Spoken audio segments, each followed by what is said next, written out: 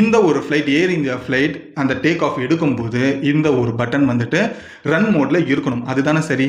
ஆனால் அந்த டைமில் இந்த பட்டன் கட் ஆஃப் மோடில் இருந்திருக்கு. ஸோ இங்கே தான் சோழியே முடிஞ்சுது. டிபார்ச்சர் ஆகும்போது எப்பயுமே ஒரு ஃப்ளைட் டேக் ஆஃப் ஆகும்போது அந்த டைமில் ரன் மோடில் இருக்க வேண்டிய பட்டன் கட் ஆஃப் மோடில் இருந்திருக்கு.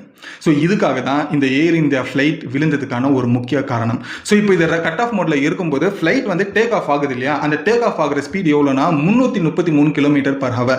இந்த ஏர் இந்தியா ஃப்ளைட்டும் அந்த ஸ்பீடில் தான் வந்துட்டு டேக் ஆஃபும் ஆகியிருக்கு, சரியான ஒரு ஸ்பீடில் தான் டேக் ஆஃப் ஆகியிருக்கு.